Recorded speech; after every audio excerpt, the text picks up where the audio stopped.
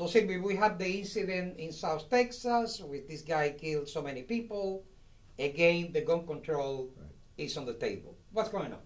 Well, it happens every time. There's a tragedy like this. I think that there's two reasons for the gun control. One is political, meaning they're just looking for a political angle. The other one is sometimes people get frustrated and they think that gun control is a quick solution to the problem. They think that somehow if you pass a law that that's going to fix the problem. And of course, it's an easy thing to say, but in reality, it's very, very complicated, which is why it never happens. I always find it fascinating that the same people who are calling for gun control, for example, Senator Murphy or Senator or Democrat Congress people, they call for these things, and yet, Marcos Nelson, when they had majorities, they didn't do anything. So you have to ask yourself the question, if they want this right now, if these laws are so important and so vital to the safety of the American people, why is it that they didn't do it when they had majorities? Well, the answer is that this is very complicated. It's extremely complicated because there's really no evidence that taking away guns from people is going to eliminate crime. If that was the case, the city of Chicago would be the safest city in the country. They have the toughest gun laws in the world, in the United States. In fact, the laws are so tough that many people have taken the city of Chicago to the courts to argue that their Second Amendment is being violated. So it's a very complicated subject, and I think calling for gun control, going in that direction, is just a quick fix. It's like, eating something when you're hungry just to take away the hunger. But at the end of the day, it's not really a solution. We have to look at other problems, not just gun control. Now, we have the Second Amendment and we have guns in the United States since I can remember. Uh, why do you think that this problem of mass murders and mass shootings happened, especially in the last 30 years, 20 years? It's a recent phenomenon. I always use an example because there's a movie, a Walt Disney movie called Old Yeller, and it's a family movie, and it's about a dog, in the old West where a family adopts a dog and the dog becomes a real part of the family, and at the end of the movie they have to shoot the dog, and the person who has to shoot the dog is the 14-year-old son because the father is away. And I bring that as an example because guns have always been a part of the American home, going back then.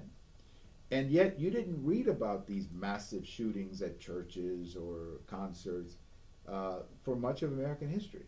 And I think that over the last 30 years or so, we've had like a perfect storm of things. I think abortion has something to do with it, the fact that we legalize the killing of a baby for the simple reason that the baby's inconvenient.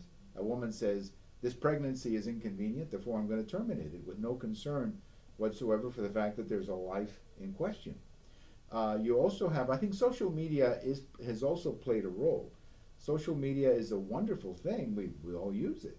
But social media allows people to get detached from the world and just focus on whatever they're watching. Now, you're not asking for restrictions on social media. No, I'm asking, no. I'm not suggesting that at all. But I'm simply saying that the culture, we have to have a culture of life and respect. And I think that, very often when you find these incidents, whether it's Texas or whether it's wherever, you find people who are almost like, sick in some way, some kind of a mental health problem. And I think that a lot of it comes from there. But there's something wrong with our society. There's something wrong with our culture that people walk into a church and start shooting. I mean, look, 30 years ago, I'm sure there was a man out there who was angry at his mother-in-law, as was the case apparently here in Texas, where the guy was apparently angry and went in there to kill the mother-in-law. Yeah. But he didn't go in, dressed like a soldier and do it. I think there's another factor too, Marcos, and that is there seems to be a lack of curiosity on the part of people. And we saw this in San Bernardino when there was that shooting there. Now, that was terrorism. I understand that was different. But still, we saw this in New York recently. When you have people who are giving every signal that they're going to engage in some kind of crazy activity, Yes. and nobody picks up the phone and calls the police and say, you know what, confidential call, you know what, my neighbor is really crazy. There's something going on over there, and I'm afraid that something bad's going to happen. The fellow in New York who committed the truck, I mean, that fellow had a sign on his forehead, literally, saying, I'm going to do something very bad. The signs were all there, and yet nothing was done. I think we need to be more curious, and we need to say as a society, you know what? This is crazy. This behavior is crazy. This fellow in Texas, I don't get this. I don't understand this. This fellow was dressed the way he was dressed. He went to a gas station. And nobody says anything. And nobody says anything.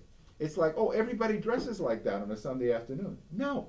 Obviously, something was wrong, and nobody says anything. I think that's a major problem. Well, we really need to point out that he was stopped Right. by a guy who had a permit for concealed weapons, Right. and this guy shoot him.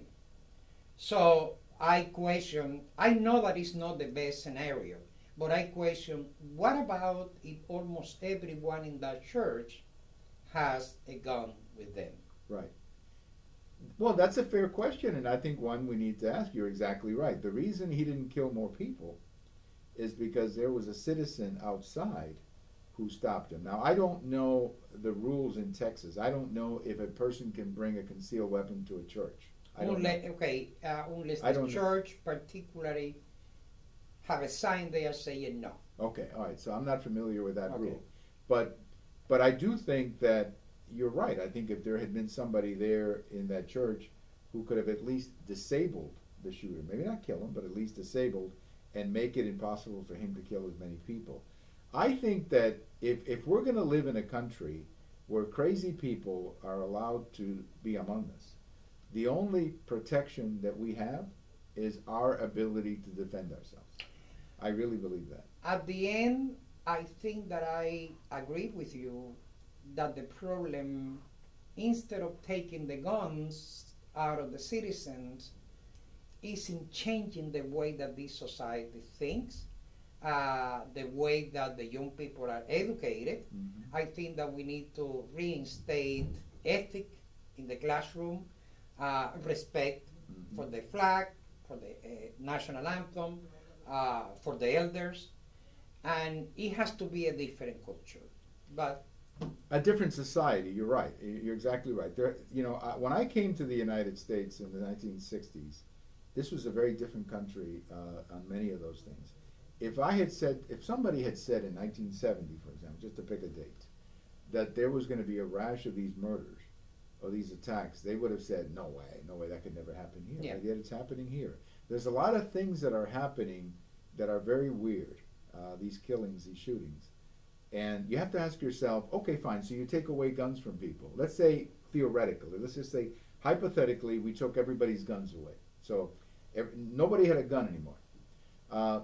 Do you think that a man like this would have said, no, I'm not going to do anything because I cannot get access to a gun? He would have probably driven a truck into the church. He would have put a bomb in the church. Yeah. He would have bought a gun in the marketplace, in the black market. I always think of the Mexican cartels. Where do they get their guns?